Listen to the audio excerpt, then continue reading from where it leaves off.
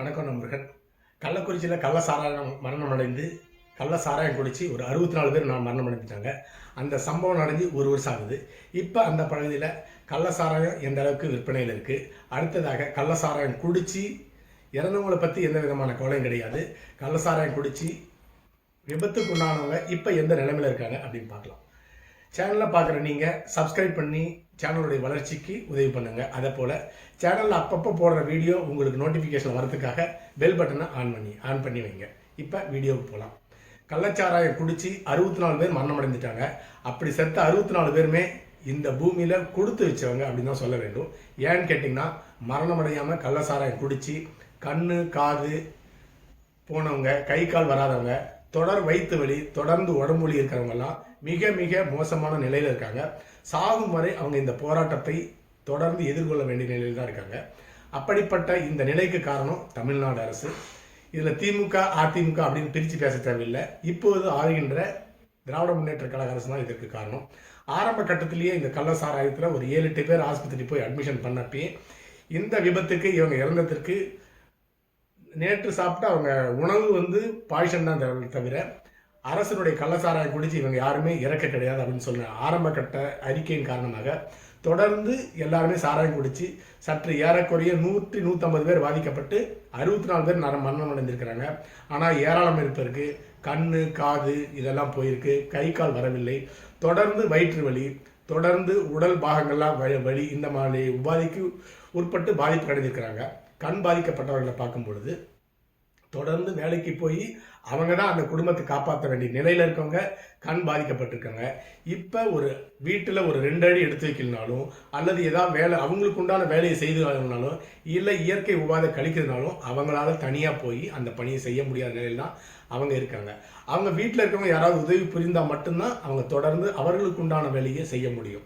அடுத்ததாக வீட்டில் இருக்கவங்க இவங்கெல்லாம் வசதி படைத்தவங்களும் கிடையாது, தினக்கூலிகள்.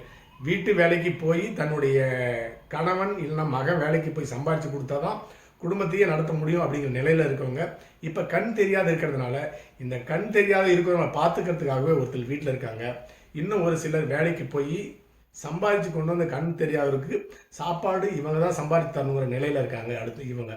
அடுத்தது தந்தை தாய் தந்தை இழந்த குழந்தைகள், அதாவது ஒரு சின்ன வயசு இருக்க குழந்தைகள் இந்த கள்ளசாராயம் குடிச்சு அப்பா மகன் 2 பேருமே அப்பா அம்மா 2 பேருமே காலாயிடுறாங்க.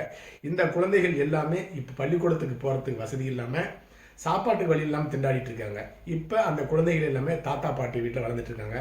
அந்த தாத்தா பாட்டிக்கும் முதியோர்கள் ஆகிட்டதுனால அவங்க அப்பா அம்மா தான் சம்பாதிச்சு கொடுத்துட்டு இருக்காங்க. ஒட்டுமொத்தமாக குடும்பத்துக்கு வருமானம் இல்லாத நிலைமையில அந்த குழந்தைகள் தத்தளித்து கொண்டிருக்காங்க.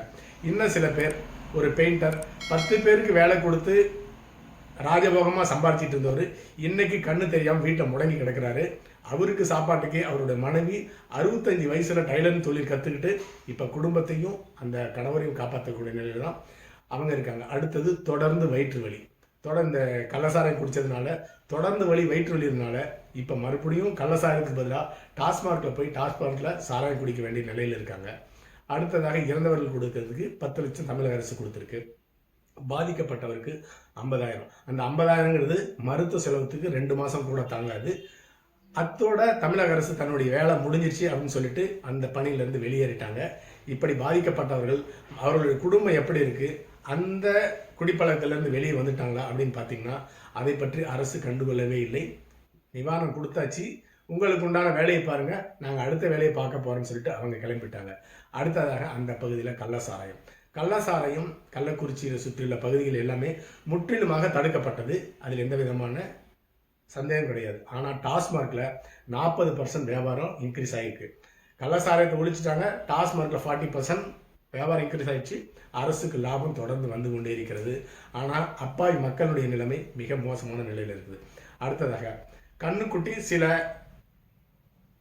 அல்லகைங்கள்லாம் போட்டு அரெஸ்ட் பண்ணியிருக்கிறாங்க. அந்த கண்ணுக்குட்டி மேலே 70 சாராய வழக்குகள், மொத்தம் 70 வழக்கு இருக்கிற ஒரு நபர் எப்படி ஜாமீனில் வெளியே வந்தார் அப்படிங்கிறது மிகப்பெரிய கேள்விக்குறி. இதுதான் கேள்விக்குறியெல்லாம் கிடையாது, இந்தியாவில் இருக்க அரசியல் நடைமுறை, நீதிமன்றங்களுடைய நடைமுறை இதுதான். பணத்தை கொடுத்து ஜட்ஜையாவுக்கு ஜட்ஜை அவங்க வக்கீல் மூலமாக பணத்தை கொடுத்துட்டு வெளியே வந்துடுறாங்க. ஒரு குற்றவாளி, சாராயம் காட்டுற குற்றவாளியின் மீது 70 வழக்கு இருக்கிறவர் வெளியே வந்து 71வது முறையாக சாராயம் காய்ச்சி 64 பேர் செத்து போயிடுறாங்க. நூற்றுக்கணக்கானவர்கள் கண்ணு காதெல்லாம் போய் பாதிக்கப்பட்டிருக்காங்க. ஆனால் அந்த சாராயம் எங்கே நடந்துட்டு இருக்குன்னு கேட்டிங்கன்னா, அந்த கள்ளக்குறிச்சியில் நீதிமன்றத்திற்கு 100 அடி தொலைவில் தான் கள்ள சாராயம் நடந்துட்டு இருக்கு. ஆனால் நீதிபதி அவர்களுக்கு தெரிந்தும் அதை பற்றி கண்டுகொள்ளவில்லை. அவர் அதை தடுக்கிறதுக்குண்டான எந்த முயற்சியும் செய்யவில்லை. ஆனால் நீதிமன்றத்திலிருந்து 100 அடியில் வியாபாரம் நடக்குதுன்னு மட்டும் தெளிவு சொல்கிறாங்க. அடுத்ததாக வட்டம், மாவட்டம், இந்த தலைவர்கள் எல்லாமே, ஆளுங்கட்சியை சேர்ந்த தலைவர்கள் எல்லாமே பணத்தை வாங்கிட்டு எல்லாமே ஓரமாக ஒதுங்கிட்டாங்க. அவர்களுடைய மாமூல் இல்லாமல், அவர்களுக்கு தெரியாமல் இந்த சாராயம், கள்ள சாராயம் காய்ச்சப்பட போவதில்லை. அடுத்ததாக காவல்துறை அதிகாரிகள், அரசு அதிகாரிகள், ஐபிஎஸ் அதிகாரிகள், எஸ்ஐ, இன்ஸ்பெக்டர், டிஎஸ்சி எல்லாமே தப்பிச்சிட்டாங்க. அதே போலவே ஐஏஎஸ் அதிகாரிகளும் தப்பிச்சிட்டாங்க. பாதிக்கப்பட்டிருக்கிறது யாருன்னு கேட்டிங்கன்னா, அந்த கண்ணுக்குட்டையும் ஒரு 7-8 பேர் சாராயம் காய்ச்சினாங்க பார்த்தீங்களா, அவங்க மட்டும்தான் தப்பிச்சு, அவங்க மட்டும்தான் இப்போ பாதிப்பு உள்ள இருக்காங்க. அவங்க ஒரு 15 வருஷம் ஜெயிலில் இருந்துட்டு வெளியே வருவாங்க.